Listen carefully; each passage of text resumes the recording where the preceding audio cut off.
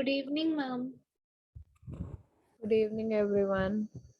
Good evening, ma'am. Good evening, ma'am. ये data है। Last class में हमने डिस्कस किया था कि एजुकेशन का क्या इम्पोर्टेंस है।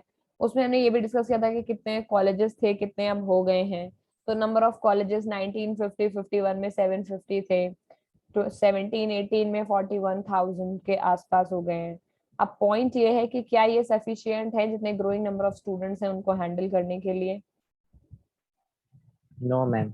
No, ma'am. नहीं है, क्योंकि इंडिया की पॉपुलेशन जिस स्पीड से बढ़ रही है अभी भी कॉलेजेस कम हैं। ठीक है, नंबर ऑफ कॉलेजेस बढ़े जरूर हैं, लेकिन इतने नहीं बढ़े जितने हमारे नंबर ऑफ स्टूडेंट्स पर ईयर बढ़ रहे हैं, because we are a growing population country. हमारी पॉपुलेशन बहुत ज्यादा है। ठीक है, do you think we should have more number of universities? Yes, ma'am. Yes, ma'am. Yes. We should be having more number of universities for and especially research based universities, क्योंकि अभी colleges वगैरह में theory portion बहुत अच्छे से पढ़ा दिया जाता है, प्रैक्टिकल्स तो तुम लोग स्कूल में भी नहीं करते उतने अच्छे से। सो प्रैक्टिकल रिसर्च और जो हैंड्स ऑन एक्सपीरियंस होता है उसके लिए we should be having more universities. और अप्रोच कैसी होनी चाहिए? एप्लीकेशन और रिसर्च ओरिएंटेड, है कि नहीं? कि जो चीज पढ़ी है वो सीखी भी है। what is the increase noticed among the teacher in the year 98 1999? Table से कर लोगे कितने टीचर्स हैं जो चेंज हो गए हैं 98 99 में? What is the increase? कितना इंक्रीज है? 2,72,000 से 3,42,000 हो गया है, लगभग लगभग 1,30,000 का इंक्रीमेंट है। What is the increase noticed among the teachers in the year 98 99? समझ गए कितना इंक्रीमेंट हुआ, कितने नंबर ऑफ टीचर्स बढ़ गए? क्वेश्चन पूछा है।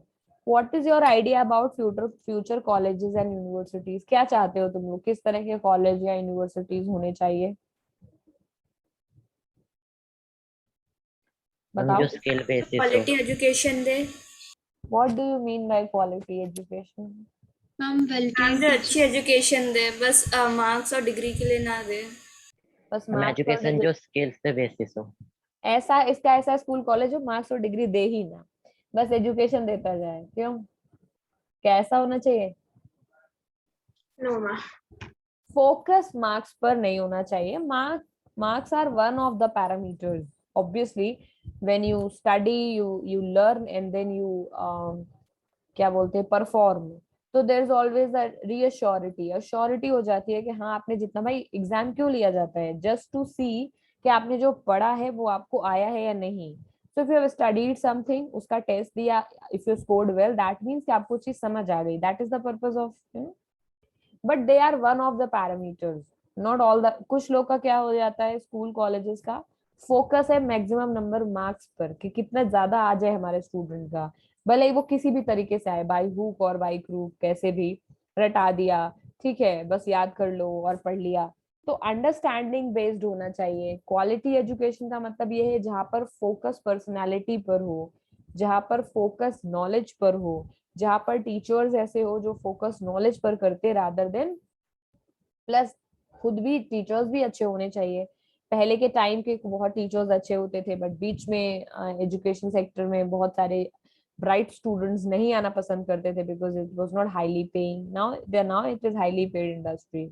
आजकल बहुत ज्यादा लोग इस तरफ ओरिएंटेड है, अच्छा लगता है उनको, क्योंकि उनको पता है कि अब देयर इज एन अपॉर्चुनिटी बढ़ती जा रही है ना, सैलरीज भी बढ़ गया। बट एक टाइम ऐसा भी था इंडिया में आज से 10 साल 20 साल पहले जहां पर एजुकेशन पे उतना फोकस नहीं करते थे लोग एज अ करियर में इंजीनियरिंग डॉक्टर ये सारी चीजें ज्यादा, बिकॉज इट वाज हाईली, मतलब रेस्पेक्टेड तो है टीचिंग प्रोफेशन, बट उतना पैसा नहीं मांग। लेकिन अभी क्या है कि लोग फिर अच्छे जो ब्राइट स्टूडेंट्स हैं वो केवल ज्यादा पैसे के चक्कर में फॉरेन या इधर उधर निकल गए। तो जो टीचर बनते ही नहीं है ब्राइट लोग, तो वो ब्राइट स्टूडेंट्स को बनाएंगे कैसे, है कि नहीं? For somebody to be a good student, somebody has to be a good teacher also, correct? एक अच्छा टीचर नहीं मिलेगा तो एक अच्छा स्टूडेंट कैसे बनेगा? सो फोकस केवल इस चीज पर ही नहीं होना चाहिए कि कॉलेज कैसा अच्छा है। टीचर्स की भी प्रॉपर ट्रेनिंग होनी चाहिए, वो भी हाईली एफिशिएंट होने चाहिए, उनको प्रॉपर उनका स्किल ट्रेनिंग होना चाहिए कि ताकि वो हाई क्वालिटी टीचिंग दे सके। ठीक है, ये कुछ आइडियाज है जो अपने दिमाग में रखे रहा करो। कोई पूछे जनरली तो भी पता होना चाहिए कि क्या प्रॉब्लम चल रही। क्या लगता है तुम लोगों को सबसे बड़ी प्रॉब्लम क्या चल रही है एजुकेशन के साथ इंडिया में आजकल? इतना पढ़ते हो। मैम टीचर्स मैम अच्छे नहीं है। Yes ma'am, well train teacher नहीं है, उनकी अच्छे से ट्रेनिंग नहीं होती है और फिर वो बच्चों को भी नहीं पढ़ा पाते। ठीक है, तो आप तो खुद ही you are the victim of the game, so you already know what is happening, correct? So the point is that the teachers itself are not good enough, because हमारी जो ग्रोइंग पॉपुलेशन है, जो यंग पॉपुलेशन है, they are smart, they are from new age, they know new technologies, they know everything which is going around because वो अभी young हैं। And वहीं पर टीचर्स हैं, बहुत लोग आउटडेटेड हैं, टेक्नोलॉजीज नहीं है, सीख है या नॉलेज है तो टेक्नोलॉजी नहीं आता है कि नहीं, ओटी नॉर्मल प्लेटफॉर्म पे नहीं आते हैं वो, है कि नहीं, इंटरनेट वगैरह यूज नहीं कर पाते हैं, या फिर दे डू नॉट नो कि किस तरह से समय के साथ चेंज होना चाहिए, न्यू टेक्नोलॉजीज, नई चीजें, नए तरीका पढ़ाने का, अंडरस्टैंडिंग बेस्ड, वही रूटीन वर्क, केवल बुक का ही काम करा देना, कुछ एक्स्ट्रा नहीं बताना या कुछ चीजें। तो यू ऑलरेडी नो कि टीचर्स अगर अच्छे हैं तो ऑब्वियसली आपका काम बहुत आसान हो जाता है। ठीक है, टीचर आपको केवल गाइड कर सकता है, nobody can do नहीं do spoon feeding for you, but आपका काम आसान कर देता है teacher. he or she tells you कि किस डायरेक्शन में पढ़ना है, correct? So good teachers are very important. So this is the point जो आप हमेशा ही लिख सकते हो, अगर कभी आता है सजेशन, इसमें भी आएगा या स्कूल में भी, क्योंकि स्कूल वाले आजकल कुछ थोड़ा इनोवेटिव क्वेश्चंस देते हैं, एनसीईआरटी के पीछे से नहीं आता वहां। चलो भाई, तो आगे हेल्थ की बात करते हैं। ठीक है, टॉपिक डालो हेल्थ।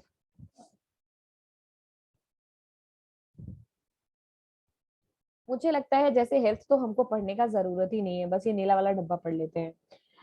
हेल्थ में क्या है सबसे बड़ी problem? Medical facility. Ma'am hospital ज्यादा नहीं है। मैम हॉस्पिटल वाले पैसे नहीं बहुत कर पाते हैं। करेक्ट, सबसे बड़ी प्रॉब्लम तो ये है कि नंबर ऑफ हॉस्पिटल्स बहुत ज्यादा नहीं है इंडिया में। ठीक है, कुछ गिने चुने शहर हैं, जैसे हर एक इंसान को जब कहीं पर भी प्रॉब्लम एक लिमिट क्रॉस कर जाती है पेशेंट की हालत, तो सबको एम्स ही रेफर किया जाता है। तो AIIMS is one of a kind है, दूसरा ऑल्टरनेटिव ही नहीं है एम्स का, करेक्ट?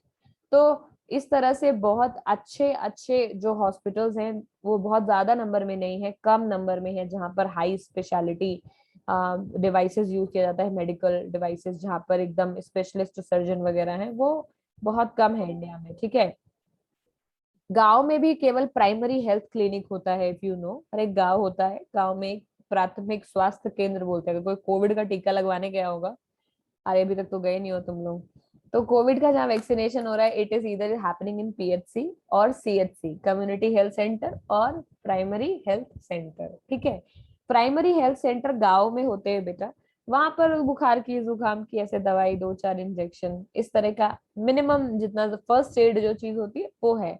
ऑपरेशन थिएटर जैसा ओटी वगैरह नहीं होता प्राइमरी हेल्थ सेंटर में। ठीक है, अगर किसी को ऑपरेशन कराना है तो कम्युनिटी में जाना होता है, और कम्युनिटी ढेर सारे गांव में एक होता है मिला करके। ठीक है, नंबर ऑफ विलेजेस को कंबाइन करके एक सीएचसी बनाते हैं। सो हेल्थ स्ट्रक्चर इंडिया का, पहली बात तो स्ट्रक्चर बहुत अच्छा नहीं है, क्योंकि गांव वगैरह में ऐसे प्राइवेट हॉस्पिटल्स नहीं है, क्योंकि वहां पर पेइंग कैपेसिटी नहीं है लोगों का।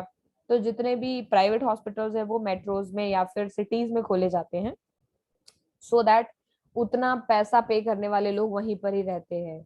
तो गांव में मैक्सिमम क्या, ऑलमोस्ट हर जगह ही गांव में गवर्नमेंट ने ही खोला हुआ है, प्राइवेट क्लिनिक इतना नहीं है गांव के अंदर, और वहां पर फैसिलिटीज बहुत ज्यादा नहीं है। कभी वहां पर जो एएनएम होती है वो प्रेजेंट नहीं होती है नहीं, या फिर उनके पास दवाइयां खत्म हो जाती है, गवर्नमेंट का स्टॉक नहीं आया, ऐसे करके वो लौटा देते हैं वापस।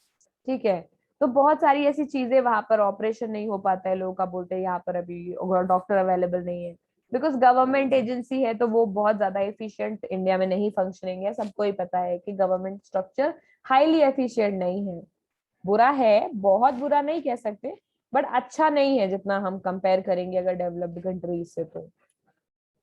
तो हेल्थ की सबसे बड़ी प्रॉब्लम क्या है कि प्राइवेट सेक्टर का जो मेन पर्पस है वो है maximise profit. They want to maximise their profit, और उससे आउट ऑफ पॉकेट एक्सपेंडिचर बहुत ज्यादा है। आउट ऑफ पॉकेट का मतलब होता है जेब से निकाल के कितना पैसा खर्चा किया तुमने।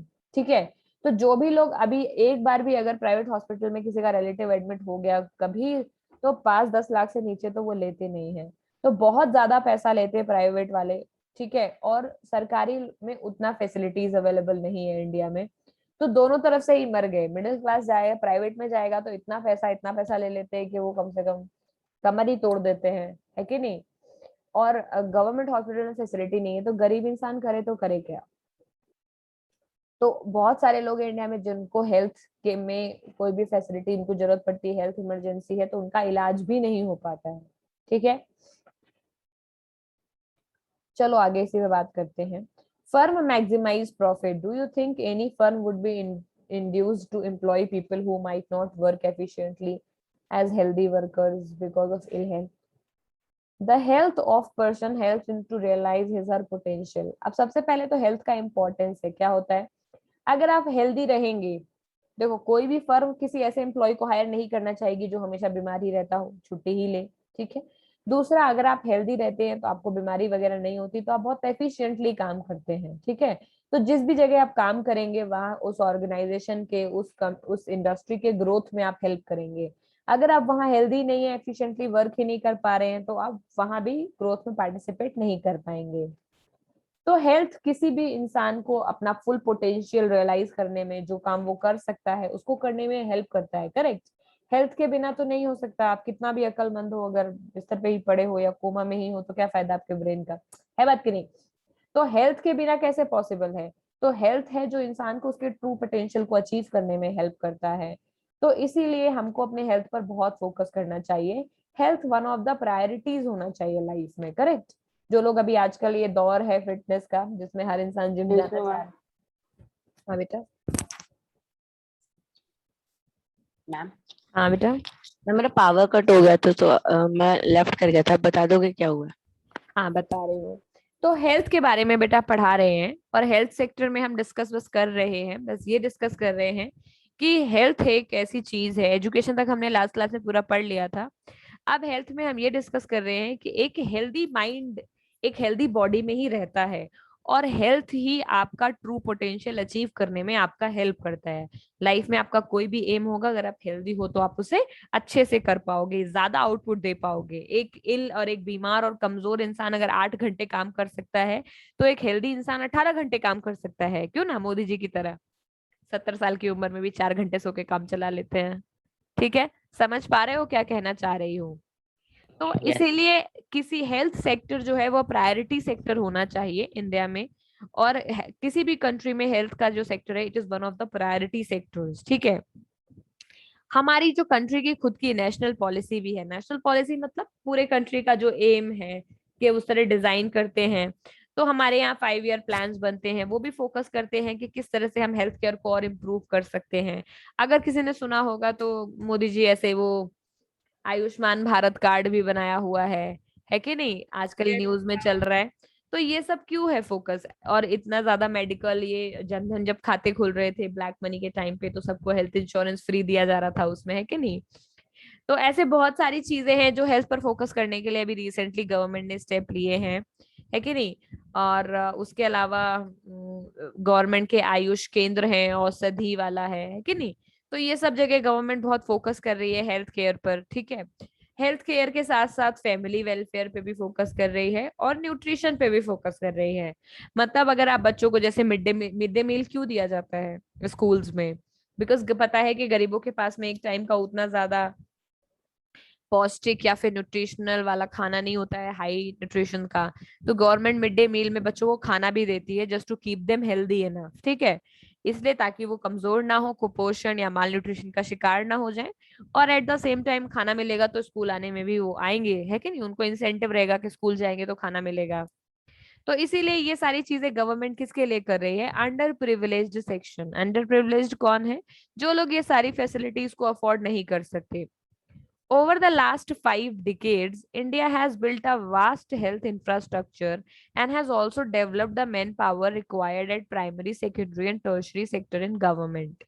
तो पिछले कुछ सालों में, पिछले 50 सालों में, कुछ मतलब 50 में गवर्नमेंट ने इंफ्रास्ट्रक्चर पे इम्प्रूवमेंट किया है, प्राइमरी सेकेंडरी टर्शरी सेक्टर में इम्प्रूवमेंट किया है, और हर जगह इम्प्रूवमेंट किया है, ठीक है। कहने का मतलब ये है।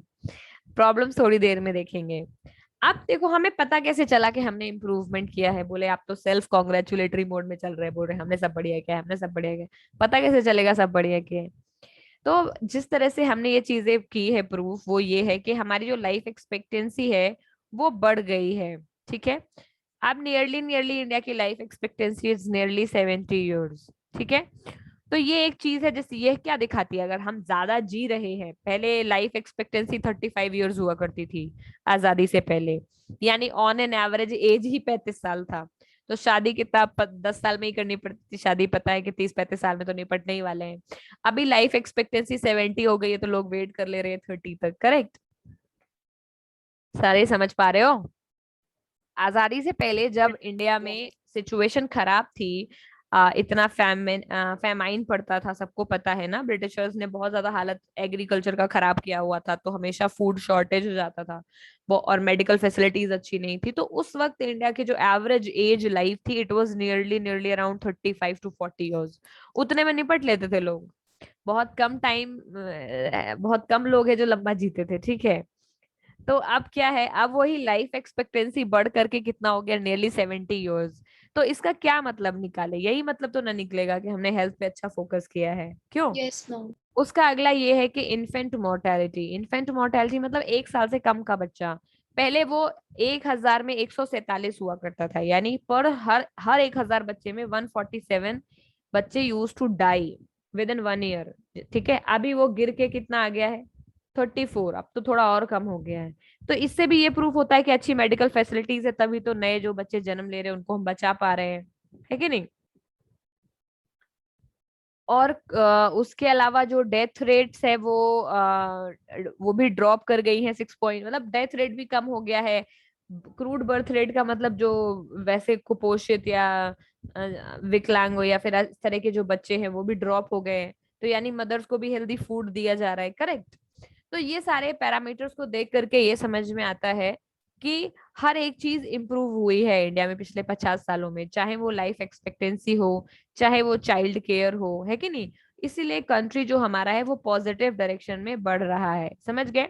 बिकॉज लॉन्जेविटी क्या होती है? लॉन्जेविटी इज कितना लंबा आप जियोगे, आपकी लाइफ की लॉन्गेविटी, मतलब वो कितना लंबा आप जियोगे। तो आई थिंक इट्स लॉन्गेविटी बोलते हैं इसको, मुझे प्रोनाउंसिएशन करेक्ट याद नहीं आ रहा है, बट आई थिंक लॉन्गेविटी होना चाहिए या लॉन्जेविटी, आई डोंट नो। ठीक है, check it once, it is your homework today. So it is an indicator of good quality of life, यानी कितना लंबा आप जियोगे। इट इज एन इंडिकेटर कि आप अच्छा गुड हेल्थ इंफ्रास्ट्रक्चर के बीच में रह रहे हो या नहीं। अगर सेम वही चीज जो ऊपर पड़ी है, रिडक्शन मतलब कमी हो गया किसमें, इन्फेंट मोर्टेलिटी। इन्फेंट बताया मैंने, इन्फेंट का मतलब क्या होता है, 0 to 12 मंथ। ठीक है, तो अभी इन्फेंट मोर्टेलिटी रेट में भी कमी आई है। इससे क्या पता चल रहा है कि जो बच्चे हैं वो इन्फेक्शन वगैरह से बचे हुए हैं, वरना पहले पैदा होते ही किसी को निमोनिया हो गया, किसी को पीलिया हो गया, 1 साल के अंदर बच्चे काफी सारा मर जाते थे। ठीक है, तो since over the period of time in सारी चीजों में इम्प्रूवमेंट हुआ है, सो वी कैन से कि इंडिया ने कुछ पॉजिटिव इम्प्रूवमेंट किया है हेल्थ पे। ठीक है, डालो हेल्थ और लिखो।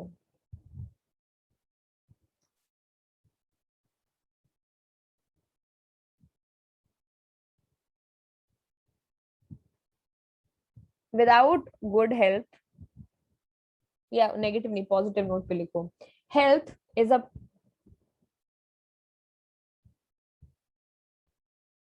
health is a basic parameter to achieve true potential. Health is a basic parameter to achieve true potential.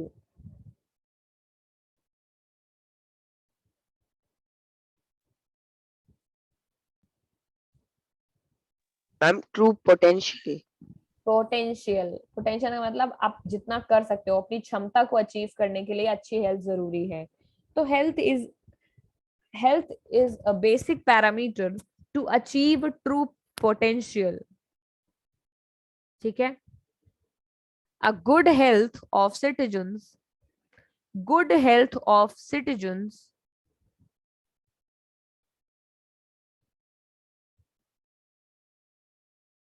good health of citizens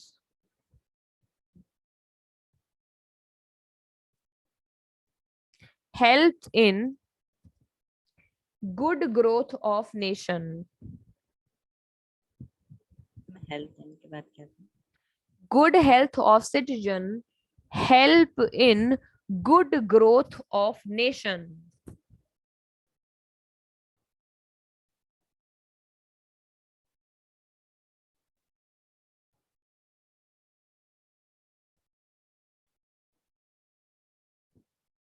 फिर एक लाइन छोड़ देना, ठीक है। फिर से बोल रही हूँ, health is a basic parameter to achieve true potential. Good health of citizens help in good growth of nation. ठीक है, एक लाइन छोड़ो और लिखो, in last 50 years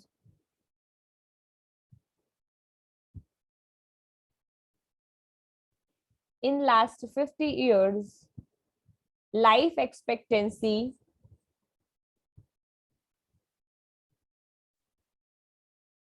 has improved.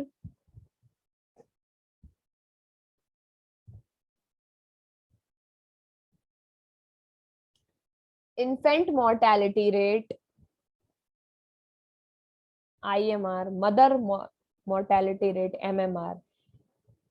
Infant in last 50 years life expectancy has improved IMR, infant mortality rate, ये लिखा हुआ है infant mortality, जिसको लिखने में दिक्कत है। In last 50 years life expectancy has improved, full stop. Infant mortality rate and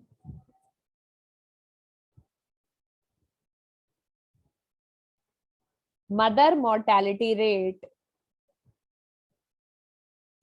infant mortality rate and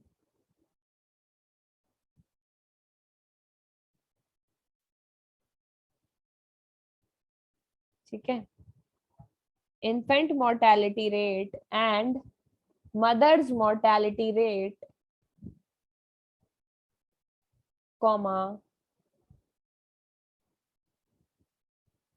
infant mortality rate, mother mortality rate, comma, death rate has come down.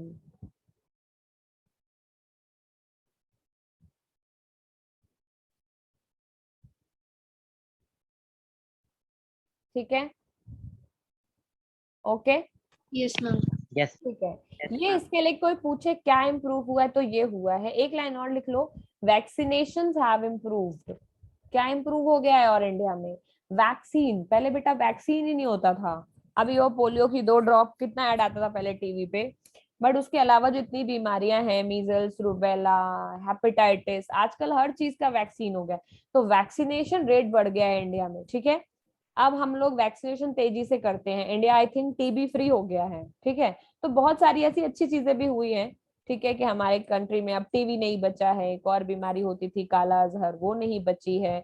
Measles, rubella, ये सब अब लोगों को नहीं होता है। इसका टीका लगा दिया जाता है बच्चे के पैदा होते ही, ठीक है, 1 साल के अंदर। तो ये सारे वैक्सीनेशन बहुत इंप्रूव हो गया है। यही रीजन है कि child birth rate, child death rate कम हो गई है, ठीक है। वैक्सीनेशन अच्छा होने लगा है, ठीक है। उसके अलावा ये लेट्स डिस्कस में टेबल वेबल है, खुद कर लेना तुम लोग। आगे चलते हैं प्रॉब्लम की तरफ, हेल्थ इंफ्रास्ट्रक्चर की तरफ। तो हेल्थ इंफ्रास्ट्रक्चर में अगर हम देखें तो नंबर ऑफ एसएचसी, ठीक है, PHC primary health centre, CHC community centre, community health centre, ये इम्प्रूव, इनका जो नंबर है वो देखो 2013 से 2017 में ज्यादा बढ़ाया नहीं गया है। ऊपर से 29 से 31, बहुत कम कम का डिफरेंस है, देख पा रहे हो। बस केवल रजिस्टर्ड डॉक्टर तो इनफैक्ट कम हो गए हैं, यस मैम। ठीक है। और नर्सिंग जो रिक्वायरमेंट है वो भी कम, मतलब जितना होना चाहिए उस रेशियो में बढ़ नहीं रहा है, ठीक है। दिख रहा है सबको? 2013 से लेके 17 के बीच में केवल 6000 पीएचसी, 7000 पीएचसी और खोला गया। ये सब, ये तीनों मिला के है ये, ठीक है, 1,81,000 के आसपास। तो ये देखने के लिए, do you think increase in the number of doctors and nurses adequate for India? नहीं, ये ऊपर से टेबल से देख करके ही ये डिसीजन को, इस आंसर को कर सकते हैं, ठीक है। जैसे पहला क्वेश्चन पूछ रहे हैं जो क्वेश्चन, एक एक करके देख लो इसके। What is the percentage increase in the dispensary, dispensary में कितना परसेंटेज इंक्रीज हुआ है? 29 से 29, ऑलमोस्ट उतना ही है। कितना? 1% भी शायद इंक्रीज ना हुआ हो। 1% हो गया होगा क्या? 1% है आई थिंक, 1%। ऑलमोस्ट 1% है, ठीक है, बस 1% इम्प्रूव हुआ है। तो ये कितना कम इम्प्रूवमेंट है। दूसरा क्वेश्चन पूछा है कि what is the percentage increase the doctors, doctors पे क्या इम्प्रूव हुआ है 1951 टू 2015? 1951 का डेटा कहाँ है?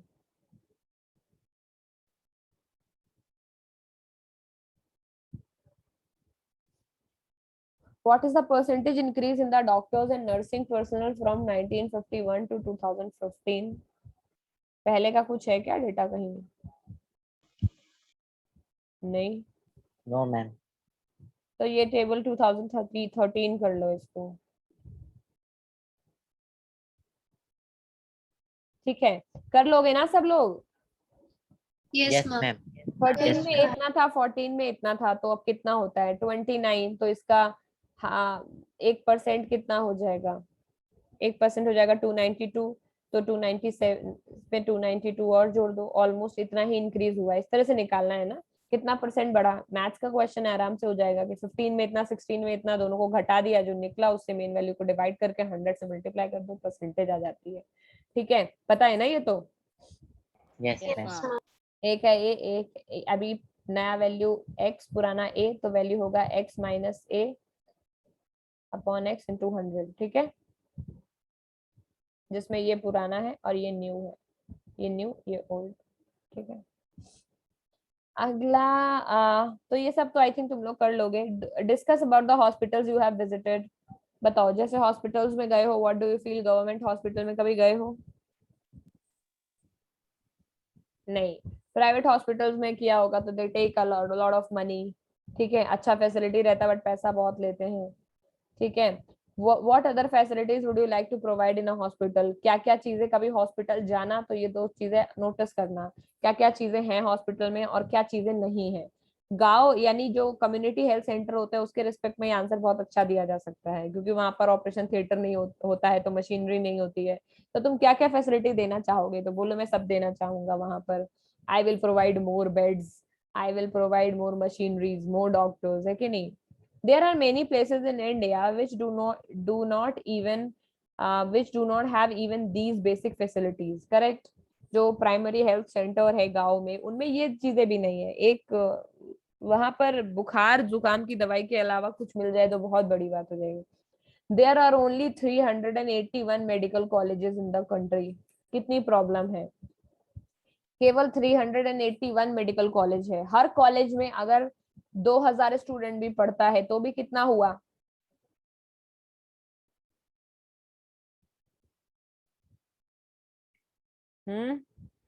अच्छा, 1000 भी पढ़ता है एक कॉलेज में तो कितना हुआ?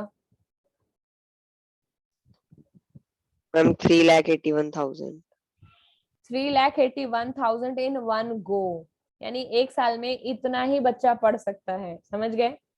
जो कि ये भी ज्यादा बोल दिया मैंने, क्योंकि एमबीबीएस की सीट कहीं पर 100, कहीं पर 150, इतना ही है, समझ गए? 1000 भी बहुत ज्यादा हो जाएगा एक क्लास, एक उसके लिए, यानी कि एक बैच के लिए। तो एक साल में अगर जो एडमिशन ले रहे हैं, किसी कॉलेज में 50 सीट है, किसी में 100, किसी में 5-5, 10-10, ऑल ओवर इंडिया, तो आई थिंक एम्स में तो शायद 20-20, 15-20 सीट ही होता है डॉक्टर के लिए। तो इतने कम मेडिकल कॉलेजेस हैं, और उनमें भी एक कॉलेज की कैपेसिटी लिमिटेड होती है, तो इतने जो डॉक्टर्स हैं वो ज्यादा नहीं है।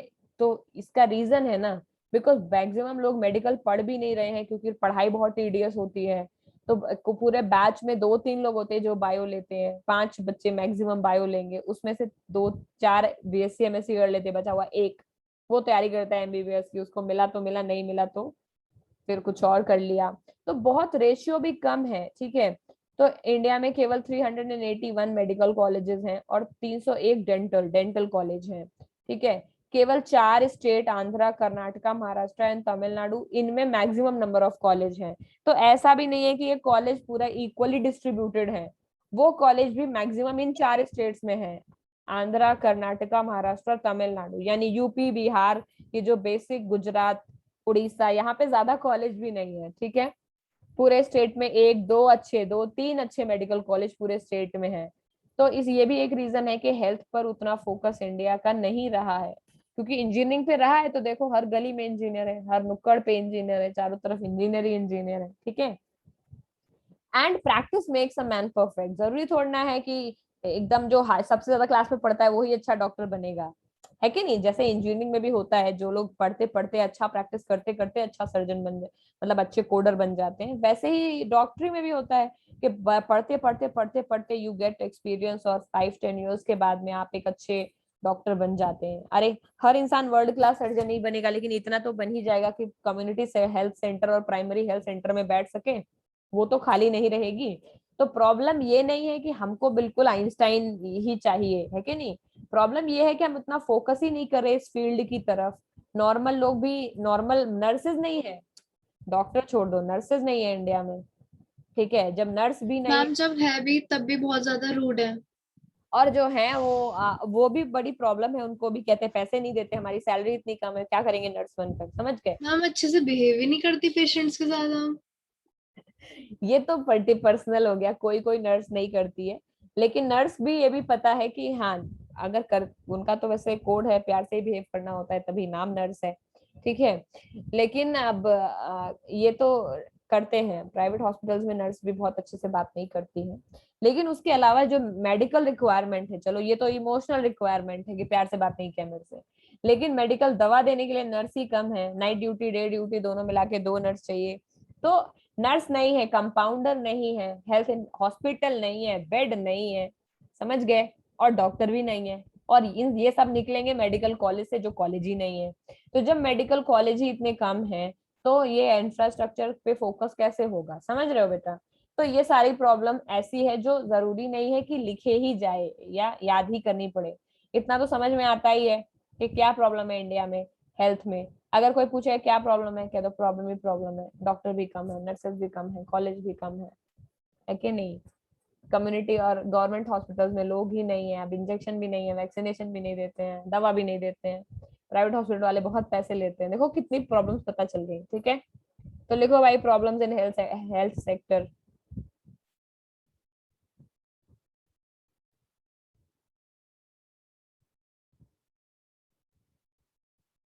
प्रॉब्लम इन हेल्थ सेक्टर, क्या प्रॉब्लम है। First point, poor health infrastructure in government hospitals.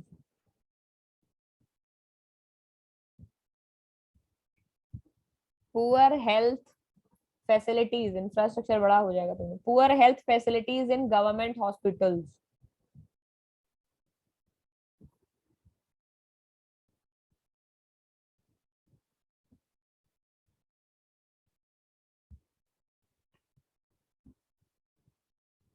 Ma'am repeat कर दो। Poor health facilities in government hospitals, poor health facilities in government hospitals. Point ma'am number, आपने हेडिंग क्या लिखने के लिए बोली थी? Problems in health sector, India में हेल्थ सेक्टर में क्या प्रॉब्लम है। Problem in health sector in India, point number 1, poor facilities in government hospitals. Point number 2, point number 2,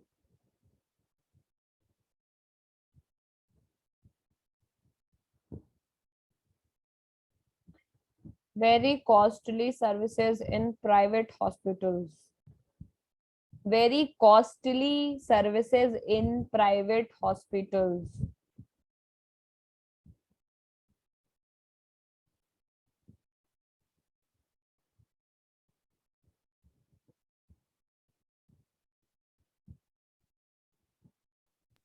Very, yeah, private hospitals are very costly. Very costly services in private hospitals, yeah, private hospitals are very costly. Point number 2. Point number 3, क्या बताएं point number 3? There is less amount of Ma'am. colleges. Less number of medical colleges. Exam only, या फिर लिख लो only 381 medical colleges in country, only 381 medical colleges in country.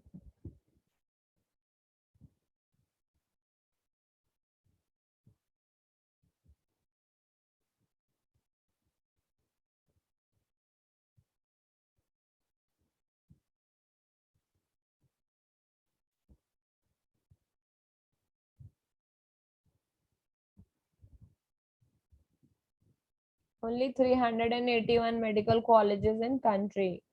फिर लिखो nursing and support staff, nursing and support staff is also not adequate. Adequate का मतलब sufficient. Nursing and support staff is also not adequate.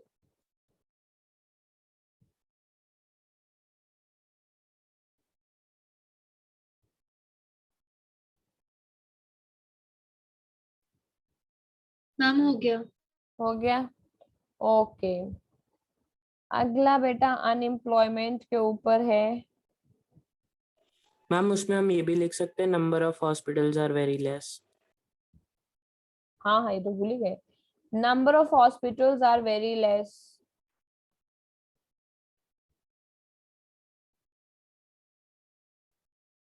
Number of hospitals are very less.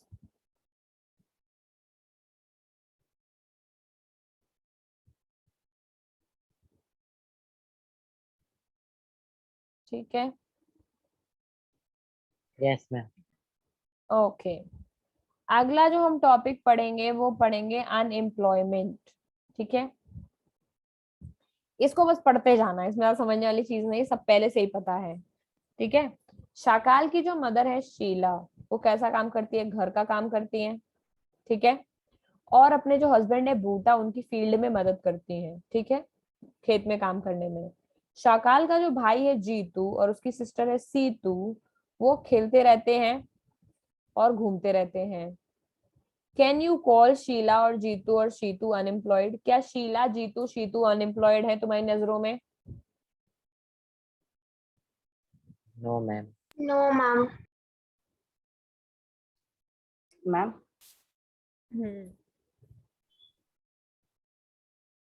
हाँ बोलो बेटा।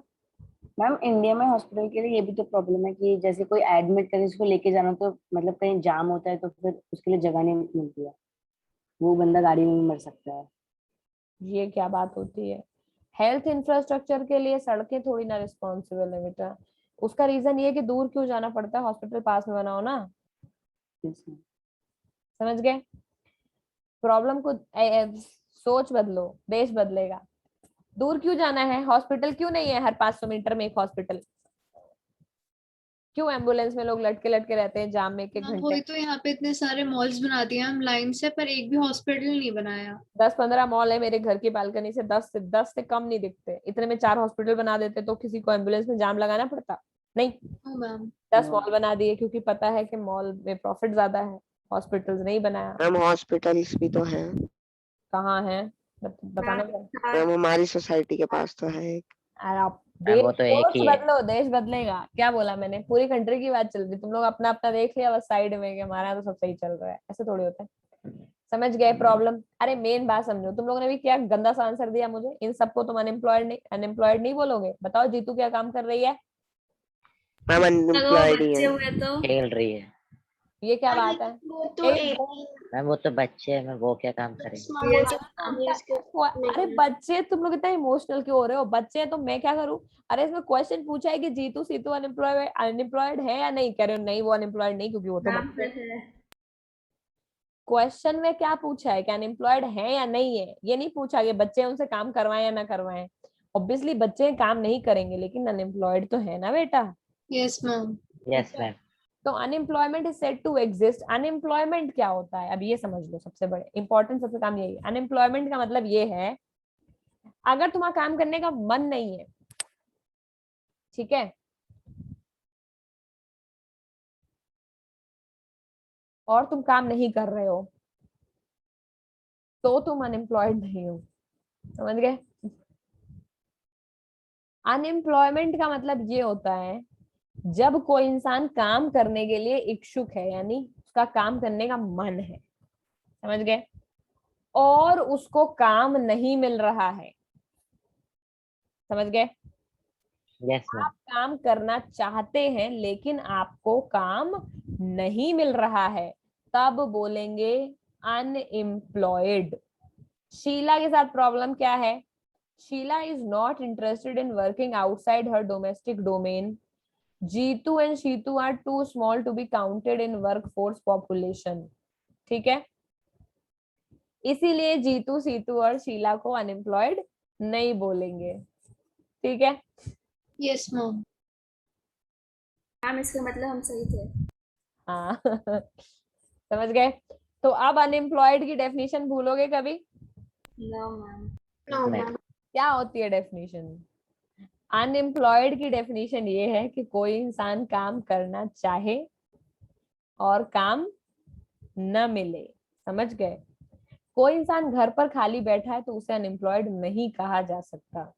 ठीक है, अब डेफिनेशन लिख डालो और कॉन्फिडेंस के साथ जो एग्जाम्पल दिया था वो लिख दो। ठीक है,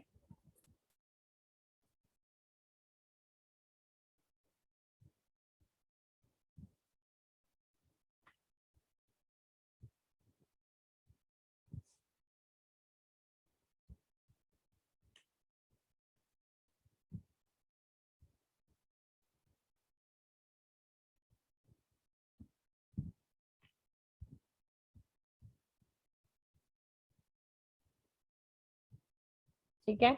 अनएम्प्लॉयमेंट की डेफिनेशन ये है बेटा कि when a person is willing to work and cannot find a job। ठीक है, so you guys were perfectly right। Reasoning बस नहीं दिया तुम लोगों ने, तुम लोग वो बच्चे हैं इसीलिए काम नहीं करेंगे। पॉइंट ये, अनएम्प्लॉयड होते तो मैम चाइल्ड लेबर नहीं हो जाता। बात सही है। डेफिनेशन बताते थे तब बताते थे मेरे को तो मैं इस आंसर को सही मानती। शीला के लिए कोई तुम लोगों ने नहीं दिया, उसको अनएम्प्लॉयड बोला ही नहीं। क्यों? क्योंकि तुमको लगा कि वो घर में काम कर रही है, करेक्ट। तो अनएम्प्लॉयड नहीं है, हम समझते हैं तुम लोग का दिमाग। पॉइंट ये है कि कोई शीला बाहर काम करना ही नहीं चाह, जो काम करना नहीं चाह रहा है उसे काम नहीं, जो काम करना चाह रहा है उसे काम नहीं मिल रहा, तभी वो अनएम्प्लॉयड है। समझ गए? शीला काम करना ही नहीं चाह रही है बाहर, पॉइंट ये है। ठीक है, सो जो लोग काम मिल नहीं रहा है, काम करना चाह रहे हैं, वो अनएम्प्लॉयड है। तो unemployed is a person who is willing to work and can not find job. ठीक है,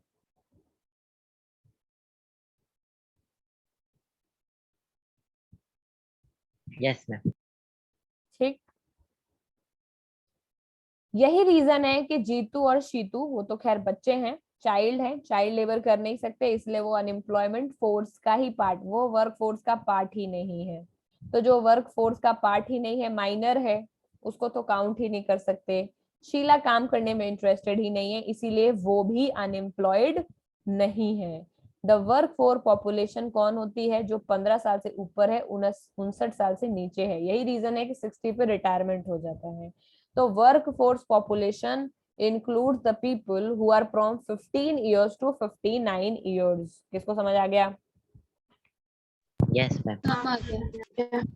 ओके, सिंस तो अब एम्प्लॉयड वर्कफोर्स कौन हुई? एम्प्लॉयबल, एम्प्लॉयबल यानी जिसको काम मिल सकता है। तो एम्प्लॉयबल काम मिल सकने वाली वर्कफोर्स वो है जो 15 साल से ऊपर है, 59 इयर्स से नीचे है, जो काम करने में इंटरेस्टेड है।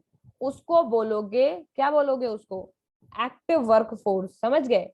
ये कर सकते हैं। उनमें जितनों को मिल गया वो एम्प्लॉयड, और उनमें जितनों को नहीं मिला वो अनएम्प्लॉयड। ना 60 से ऊपर वाले, ना 15 से नीचे वाले। समझ पा रहे हो? इनको इंक्लूड नहीं करना है अपनी कैलकुलेशन में। ठीक है, तो हमारी कैलकुलेशन में 3 तरह के लोग एक्सक्लूडेड हैं। एक वो जो काम करना ही नहीं चाहते, दूसरे जो 15 से कम है, तीसरे जो 60 से ऊपर है। तो workforce population 15 years to 59 years है, और इसमें जो लोग काम करना चाह रहे हैं और उन्हें काम नहीं मिल रहा है, वो बनेंगे नंबर ऑफ अनएम्प्लॉयड पीपल। अब तो क्लियर है? Yes, ma'am. Yes ma'am. Okay, साफ साफ इन्होंने लिख दिया है, she is not willing to work outside her domestic domain, she too can not be called unemployed. Shakal के जो ग्रैंड पेरेंट्स हैं, they can not be called unemployed because obviously वो 60 से ऊपर होंगे। So in case of India, we have unemployment in rural and urban areas. ये ऊपर वाला जो डेटा है वो लिख लिया है ना, that a person willing to find a job cannot find a job is called unemployed. Workforce population includes people from 15 years to 59 year. ये एग्जाम्पल हमेशा याद रखना कि शीतू, जीतू और शीला को क्यों नहीं कहा जाएगा अनएम्प्लॉयड, ठीक है, रीजन याद रखना। In Yes, case of India, we have unemployment in rural and urban areas. However, nature of unemployment differs in rural and urban areas. क्या है कि हमारे यहाँ दो तरह के एरियाज हैं ऑब्वियसली, एक वो जो गांव वाले एरिया जिन्हें बोलते हैं रूरल एरियाज, दूसरे वो एरियाज जिनमें शहर और टाउन्स आते हैं जिनको बोलते हैं अर्बन एरियाज।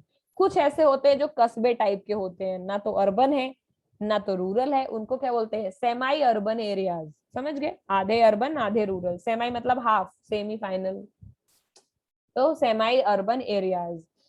अब प्रॉब्लम ये है कि किस तरह के एम्प्लॉयमेंट, अनएम्प्लॉयमेंट दोनों जगह होता है, रूरल में भी होता है अर्बन में भी होता है, लेकिन अलग अलग तरह का होता है। फॉर एग्जाम्पल, रूरल एरियाज में maximum seasonal and disguised unemployment देखा जाता है। 100 बात की बात है, समझ लो और अपने आप से लिख के लाना है, what is seasonal and what is disguised unemployment. ये आज का क्वेश्चन है, समझाती मैं हूँ। सीजनल अनएम्प्लॉयमेंट बेटा ऐसा है कि फार्मर ने आधी जून में खेती लगाया, बाजरा ज्वार जो भी उगा दिया, 4 महीने तक वो गुड़ाई खिताई करता रहा, सोचता रहा मेरा कब उगेगा कब उगेगा, उग गया, बेच आया, अब बैठा है। तो फार्मिंग सीजन के बाद जो बच गया पूरा साल खाली गया, तो वो हो गया सीजनल अनएम्प्लॉयमेंट। एक सीजन में काम था जब खेती कर रहा था, अगला सीजन में जमीन को खाली करके बैठा है, तो सीजनल अनएम्प्लॉयमेंट। समझ गए? और क्या होता है, कोई छाते का काम करता है, छाता तो तभी बिकेगा जब बारिश होगा, बारिश वाले सीजन में काम है, बाकी सीजन में काम ही नहीं, वो है सीजनल अनएम्प्लॉयमेंट। वैसे ही जो लेबर है कंस्ट्रक्शन में काम करता है, बारिश में तो कंस्ट्रक्शन होता ही नहीं है, समझ गए, वो 2-3 महीना, तो वो 2-3 महीना उसके पास काम ही नहीं है, वो केवल ठंड में और गर्मी में ही कंस्ट्रक्शन लेबर का काम करता है। समझ पा रहे हो सीजनल अनएम्प्लॉयमेंट क्या होता है? yes, ma'am. Yes. दूसरा है डिस्गाइज्ड। डिस्गाइज्ड वो है जो तुम लोग करते हो, 10 लोग का काम, 1 लोग का काम जब 10 लोग करने पहुंच जाते हैं उसको बोलते हैं डिस्गाइज, हम भी तो कर रहे हैं, हम भी तो कर रहे हैं, हम भी तो कर रहे हैं वाला। समझ गए? फॉर एग्जाम्पल, मम्मी ने पूरा खाना बना दिया और तुम ऊपर से हाथ फिरा फिरा करके बोल रहे हो ये देखो कितना सही है, प्लेट प्लेट रख दी 2-4, जरूरत नहीं थी वहां, और बोलो मैंने कितना मदद किया है आज किचन में, मैं तो पैर थक गया, आप तो जा रहा हूँ सोने। समझ गए? वो है डिस्गाइज्ड। डिस्गाइज्ड वो है जहाँ 1 लोग का काम है और 10 लोग कर रहे हैं, जरूरत नहीं 10 लोग का। तो एम्प्लॉयमेंट इस वजह से भी, अनएम्प्लॉयमेंट ऐसे भी नहीं डिसाइड होता है, अनएम्प्लॉयमेंट ऐसे भी डिसाइड होता है कि जहां काम ही नहीं था वहां कैसे काम किया तुमने। समझ गए? सिर्फ कह देने से कि मैं काम किया, क्या काम कर लिया? नहीं, वो बोल रहे कि भाई इस प्लांट का कैपेसिटी 2 वर्कर का है, 10 लोग इसमें काम कर ही नहीं सकते, बाकी 8 लोग यहाँ क्या कर रहे हैं, मक्खी मार रहे हैं वो सुबह से बैठकर। तो वो कहने के लिए एम्प्लॉयड है बट एक्चुअली में डिस्गाइज्ड अनएम्प्लॉयड है। डिस्गाइज्ड मतलब छुपे हुए हैं, वो बहरूपी है। समझ गए? खेती में यही होता है, गाँव में किसी के पास 2-3 बीघा जमीन है, पिताजी भी उसी में कर रहे हैं, बच्चे भी उसी में कर रहे हैं, घर की सारी औरतें भी वही लगी हैं फसल काटने के लिए, नाती पोते भी वही चल रहे हैं, एक एक दाना उठा के रख रहे हैं बोरे में, सब पूरा फैमिली करने के लिए खेती कर रहा है, बट एक्चुअली वो एक इंसान के लेवल का काम है, लेकिन उसको 10 लोग कर रहे हैं। इंडिया में सबसे बड़ी प्रॉब्लम डिस्गाइज्ड अनएम्प्लॉयमेंट की ही है, क्योंकि ऐसा माना जाता है कि 50% वर्कफोर्स इंडिया की खेती करती है। सही बात है कि नहीं? आज भी 50% से ज्यादा लोगों को नौकरी कौन सा सेक्टर दे रहा है? एग्रीकल्चर। हमारी कंट्री में आज भी 50% से ज्यादा लोग खेती करते हैं, लेकिन खेती में 50% लोगों की जरूरत नहीं है। इंडिया लगभग 130 करोड़ हो गए, क्या 65 करोड़ लोग चाहिए खेती करने के लिए इंडिया में? नहीं चाहिए। No, ma'am. लेकिन जितना भी वर्कफोर्स पॉपुलेशन है हमारा, उसमें 50% लोग खेती कर रहे हैं, खेती में इतने लोगों की जरूरत नहीं है। तो वो लोग अपने आप को दिखाते हैं कि हम किसानी कर रहे हैं, बट एक्चुअली में वो लोग डिस्गाइज्ड अनएम्प्लॉयड हैं। किसको समझ आ गया? Yes, ma'am. हम आ गया। तुम लोग यहाँ से डेफिनेशन लिखोगे, ये सीजनल का लिखा हुआ है, ये सीजनल एम्प्लॉयमेंट का डेफिनेशन है अनएम्प्लॉयमेंट का, और ये है डिसगाइज्ड का। डिसगाइज्ड में people appear to be employed, ऐसा लगता है कि वो कर रहे हैं, they have agricultural plot where they find work, this is usually happens. को पढ़ लेना एक बारी। तो डिसगाइज अनएम्प्लॉयमेंट में लोगों को लगता है कि वो एम्प्लॉयड है, बट इन रियलिटी उनका एम्प्लॉयमेंट 0 है। समझ गए? Yes, yes ma'am. Ma'am. Okay, for example पिताजी का जनरल स्टोर है, उसमें एक ही सीट है बैठने के लिए। जब लंच पे पापा चले गए तो लड़का आगे बैठ गया, बोल रहा है मैं एक दुकान चला रहा हूँ। ये उस तरह का एम्प्लॉयमेंट है। समझ गए? तो Yes, इसको ma'am. लिख लेना, सीजनल और डिसगाइज्ड। ओके, ये आज के लिए है तुम लोगों का। इसको पूरा पढ़ोगे, आई थिंक समझ में आ जाना चाहिए, इसमें कुछ है नहीं। लेकिन बचा हुआ एक पन्ना हम इसको फिर बाद में पढ़ेंगे, ठीक है? स्टोरी ऑफ विलेज पढ़ लेंगे, विल अंडरस्टैंड। फिलहाल के लिए सीजनल और डिसगाइज पढ़ना है। कहाँ तक पढ़ के आना है?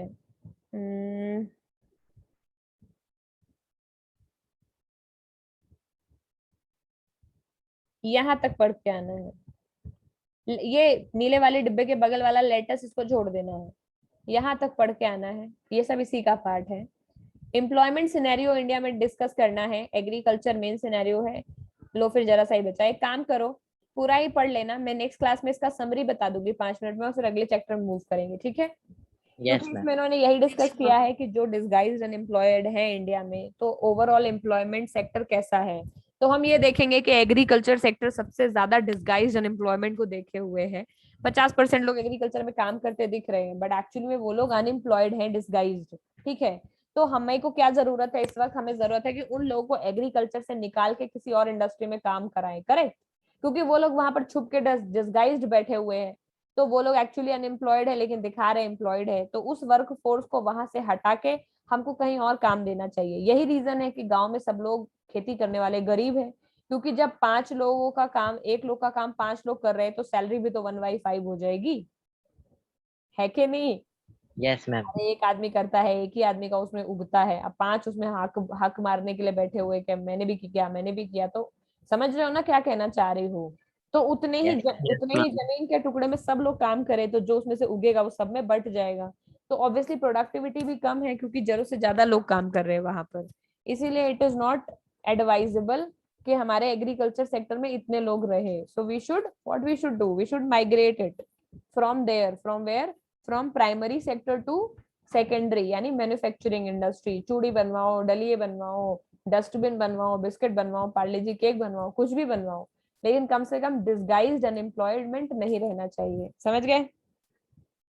So you yes, related this, write down about this disguised unemployment and seasonal unemployment, and if anything is left then we'll discuss it in next class. okay, ma'am. Understood?